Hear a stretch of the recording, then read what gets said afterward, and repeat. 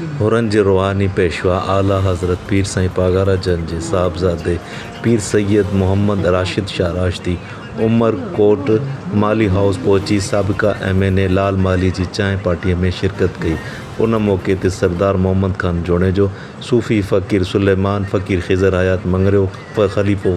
कादिर बख्श मंगरियो, पीर बख्श जोड़ेजो, ख़लीफ़ो वली मोहम्मद पाहोड़, फ़कीर मंगन मंगरियो, मीर अली नवाज़ कुंबर ऐं ॿिया हुर मौजूद हुआ।